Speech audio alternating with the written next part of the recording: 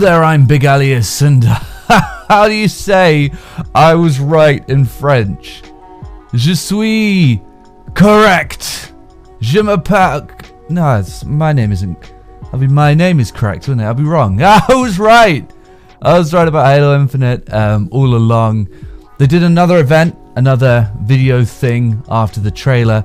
After the 2-minute trailer, it was a 12-minute long video. But I was right, and it was a Vidoc. And I knew it would be. I knew it would be all along. However, I will say it was a very cool Vidoc. Very well cut together. It was nice to see everyone. And plenty of information. Unfortunately, there's no way I'm remembering all of that, so I won't be able to bring up all of that information. However, I do want to... I thought it would be interesting to kind of talk about where I am and how I feel about Infinite as a whole. Because across this now, what are we at? 3-year-long process of hyping up Infinite.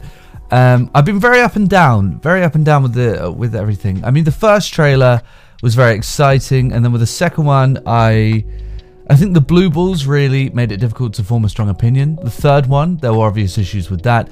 And now I was disappointed with the lack of information that we got here. So where are we at now? Well, firstly, after this 12-minute video, the game is still absolutely gorgeous. Drop dead. It's so beautiful, man. I love the way this game looks. Excuse me. Absolutely beautiful game. And I can't wait to play this on a big ass TV in 4K, and if I can get hold of a Series X in 120 FPS, which it will run at. I absolutely love the art style, man. I mean, mostly. It's very poppy, a lot more like Halo 3, which I think was the sort of brightest, most colorful, poppy Halo game, which I'm very happy about because that was my favorite Halo game. The stark opposite to Reach, which, I mean, don't kill me down, don't hate me, I wasn't a huge fan of the Reach art style, but I definitely didn't like the 4 or 5 art style, but I absolutely love what's going on here. I love the colors. I love how varied the colors are, man. I love how 1 minute we're on this like sand trap tropical desert-esque map, and then the next one is like sort of thinner, I don't know, like bleaker greens, and then there's these white like it's so varied, which is, I think, the complete opposite to 5. One of my biggest complaints with 5's multiplayer was that all of the maps looked very similar, and I feel the complete opposite way with this one. The whole sort of let's amalgamate all of the Halo games that came before it idea, I think, is very good, and I think it's very positively impact this game. I was playing on Zanzibar the other day, and I would absolutely love to see Zanzibar remade in this engine. The armors look fantastic, absolutely beautiful. That samurai armor that we're all going crazy for, I adore that, man. That's absolutely gorgeous. And I love how, see, this is exactly what I'm talking about. When he's holding that I was about to say lightsaber, that energy sword, it's so blue and so bright, and that's kind of what I always wanted. One thing I didn't mention was that urban map. I didn't mention in a previous video. I really like it. It feels like Turf 2.0, which is like Turf, what Turf would look like now, I guess. You know, everything's brighter, the orange is a lot brighter and stuff like that, and it's more detailed. But I mean, I wouldn't say it's a remaster, but it has a very Turf feel to it. And I love the idea of that Master Chief picture on the wall. I don't know if it's a spray, if it's showing us that we can have sprays or not, but if it isn't, then I like the idea of him becoming sort of like this deity within this map. Had some cool narrative elements to the map, and I think that's really great. So visually, mostly I'm very happy with it. Obviously, you know, it's not perfect. I still think some of the animations are a little bit wonky. I feel like the only person in the world right now who just isn't a fan of that gravity hammer. I think it still has that plastic feel from 4 and 5. I do like the fact that it takes a long time to wind up. I wonder what effect that's going to have on Griffball. Maybe they can speed up the animation. I think they have the power to do that. And I will say that Hydra map looks a little like a Halo 5 map, you know, Fathom or something like that. But with the impression that I and a lot of people are getting on this game, it doesn't surprise me that, you know, there would be a couple of environments that would look a little Halo 5-esque. And of course you can sprint and slide and clamber and so, okay. Oh, speaking of which, the sprint. It looks as though the base speed for the sprint is very low. Now, I know I've watched other YouTubers. I watched a guy who talked about how actually that leads into very good momentum-based combat. I'm not a fan of sprint. I've said that many times before. I don't think the game needs it. I don't like the way it influences the maps. I just think it's totally unnecessary and very, very outdated. Sprint is an incredibly outdated concept. I mean, it was something that was new and wild 15 years ago, man. It's so out of date. Look at Doom Eternal and Overwatch, two of what's considered to be the two freshest, most innovative FPSs we have, and they don't have what anyway, you know, backwards notion of needing sprint aside, it looks very slow, which I'm okay with. You know, we don't need the animation, we don't, but I guess it does leave the door open for people who want to use it whilst not being a overwhelming factor, and it doesn't seem to have a huge impact on the maps. You know, the maps do look great, and it doesn't seem as though they're designed for that. You know, they're not even really, I would say, aren't designed around the grappling hook, though I would be happy if they were, because the grappling hook would leave it to, you know, it would force them to make bigger, wider open maps so that you can really use that. So, and that's the kind of map that I'm a fan of, and that was the sort of Halo 3 2-in-1 style. So if they did, you know, design the maps around the grappling hook, that'd be great. However, you know, designing around sprint and stuff is just an absolutely terrible idea. However, it doesn't look too intrusive. One thing I don't understand is that aim down sights is back. The smart sight thing is back. I don't get it. No one asked for it. Even the pro players didn't want this and weren't making videos about this. And the sort of newer players who, the 4-year-olds who need sprint, they weren't asking for this either. I really don't know why it's come back. I don't see a need for it. A lot of these maps look quite small and don't look designed around aim down sights. It's weird to see everybody okay with it. The game doesn't need it. It never did. And I really think I don't think it does. Why? Why is it there? I'm wondering if 343 just sort of looked at Doom Eternal and said, well, look, if they can get away with it, you know, so can we. I guess it's not too much of an issue. Look, I mean, I should say I thought Halo 5's multiplayer was very fun. So all of these things that I'm complaining about because I want the perfect Halo experience, but I'm okay with aim down sights and I'm okay with an unintrusive sprint. The good job is that it doesn't look as though thruster packs are back or anything like that, and it does look as though the gameplay is a lot slower, which I'm very, very happy with. A lot of the new features that they talked about are very interesting. We can now have AI, we can have bot matches. Man, I love bot matches. Whenever a new Call of Duty season comes out, the first thing I do is load up a bot match if the map has that option. And for some reason in Cold War that isn't there with a lot of the maps. But no, it's a lot of fun. I love playing against bots, and because I mean sometimes, you know, you just I'm a firm believer of the notion that video games should just be fun and something you just throw yourself into and have a good time with. And playing against bots on easy is always a good time. So that's going to be a lot of fun. And it could potentially lead on to customizable bots in Forge, which would be really great. We've got these new armor skins. Okay, should I talk about... Okay, so this leads me on to my big issue with it. I didn't plan to talk about this straight away, but... Man, I'm so primed to talk about it. So one of my biggest issues with this game, you know, ADS and sprint and all of that aside, is this new friend or foe system. So the game is free to play. And I think it is very obvious, it's not much of a secret, that they'll be making their money back through armor skins or armor coatings, which is you have like a preset coating for your armor to be coated in, and that includes its color as well. So you will unlock that through a battle pass system, or I think you can just outright buy some of them, or get them by eating sweets and cookies and that crap, drinking Monster Energy drink. You can get it through various means. However, unfortunately, what that means is that they have this very heavy focus on customization, and it means that that armor skin has to carry through every game mode. Therefore, red versus blue is gone. Having a red team and a blue team. I don't know why I'm emphasizing the thing that I just talked about. Red versus blue is done. It won't be red versus blue anymore. Instead, everyone gets their own color and their own armor skin coating thing.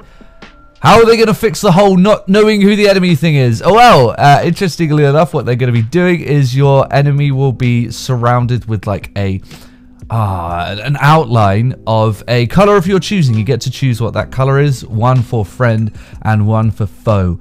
I don't think this will be very good, and I'm very concerned about how this is going to work out. Now, obviously, these things are play tested, but you know, this is a team that doesn't exactly know what we want, and I think they've proven that over the past 9 years. They, you know, play tested loadouts as well.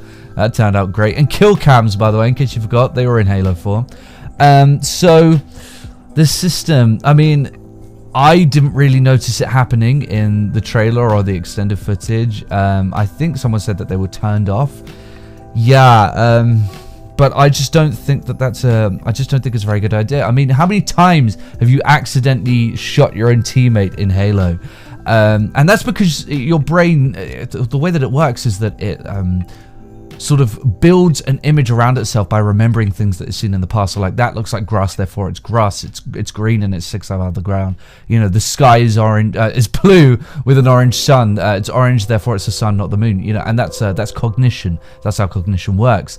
And that's why sometimes you'll see a teammate, and because you're taking everything else in, where's my objective? Where are the enemies? What should I do when the enemy is nearby? What weapon should I have? How far away are they going to be? etc, etc, etc.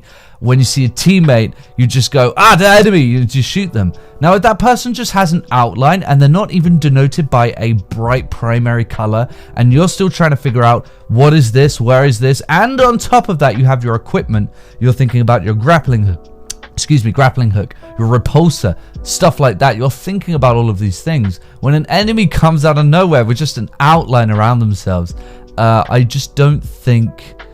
I can't see that ending well. We'll see how it happens, how it works on the playtesting, but I'm concerned about this because this is something that isn't going to change. The whole foundation of the game is built around this. I mean, the whole monetization system is going to be weapon skins, vehicle skins, and player skins. So this is something that is not going to go away.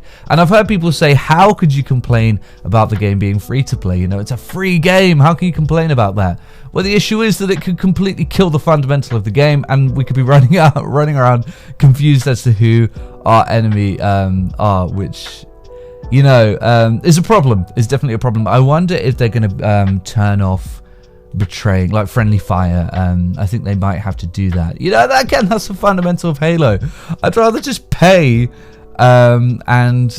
I'd rather just pay and not have to deal with these issues. However, you know, it being free to play, I think will bring a ton of motherfuckers into the game, which ultimately is, I guess, hopefully worth it. Hopefully it's a good trade-off. I'm very excited about it being free to play. Obviously, that's not an issue for me, but it is for a lot of other people. It's a boundary, and I think them sort of making Halo synonymous with the Xbox is a good idea. So the Battle Pass system, apparently you're going to be able to go back and unlock things from previous Battle Pass systems, just like MCC.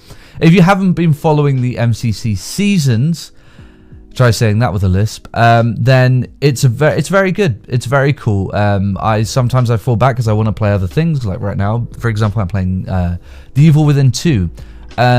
Yeah, it's cool to be able to go back and unlock those things that were in the Battle Pass previously. So, I mean, I'll probably be getting, you know, every season's Battle Pass, but it's very good to know that you can do that at your own pace. And it's nice to see other communities trying to reach out to their games and telling them, no, I don't want this stupid revolving Battle Pass anymore. I want my stuff to be permanent.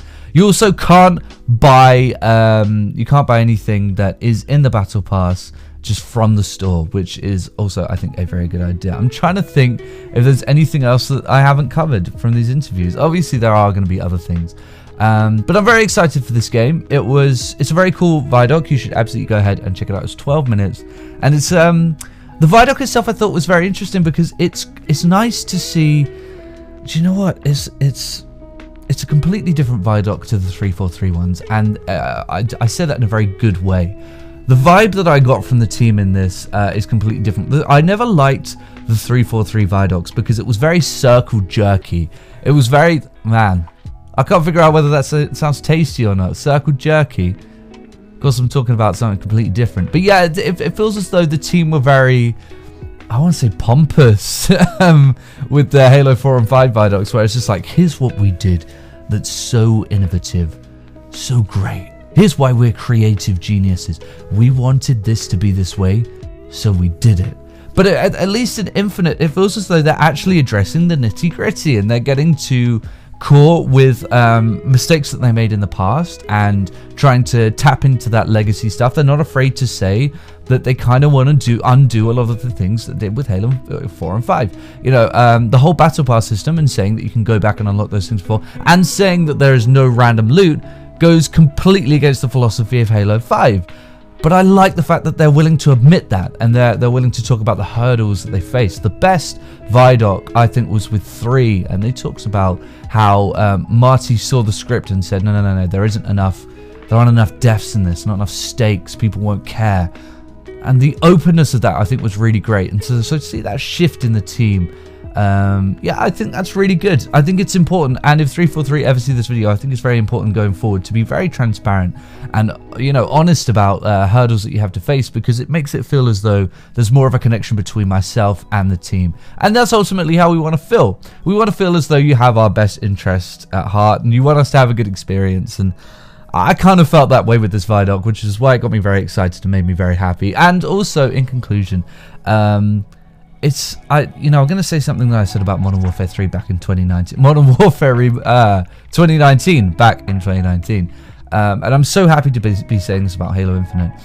It's so great to be able to see the community unified again, and to see everyone excited again.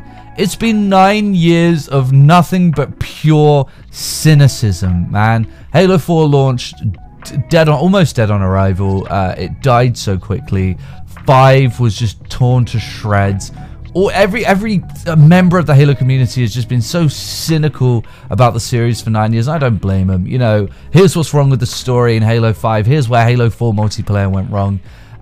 You know, stuff like that. Endless videos about where things went wrong, and it's just so good to see people just like, just, oh my god, I'm so hyped. You know, the pro players are happy, the casual fans are happy, lore fans are happy, campaign fans, everybody's just so happy with where things are, and I can't exactly put my finger on why that is. I think there are still some things that would typically annoy people, but screw it. I'm happy. I'm happy to see everybody so jazzed and excited about this this new Halo Infinite game. So, you know, I don't think it's perfect. I don't think it's going to be as good as the original 1, 2, and 3 series. I think it will be as good as, maybe even better than Reach, potentially. But then again, I thought there are a lot of issues with Reach. Again, like, you know, my biggest concern would be if... well, one of my biggest concerns would be if vehicles are ordnance. But I've heard that they're going to be mixing that. So a part of the idea of BTB 2.0 is that it's going to be vehicles that you find just in general, and ordnance drops that you can call in as well. Interesting hybrid. I would prefer if they were all just there, but I'm okay with that. I think it would mix things up a bit and make things quite interesting. So we'll see how that goes. But yeah, overall, if you want to know how I feel about the game, I'm excited. I'm so excited, man. I'm really hyped up and relatively optimistic. I really want to play this game. It looks like so much fun. Oh my god, so much fun. And I don't know why. I don't know why, but every time I see this game, I just want to reach out and play it. Oh, I'm really excited about this game. And I'm so happy to see everybody else just as excited. So yeah, that's Halo Infinite. We'll see how things go in the coming months. There's a flight test coming soon, and there's bound to be more information and gameplay coming in the future too. So I will see you when that happens, because I'll be excited then too, hopefully. And yeah, I guess I will see everyone later.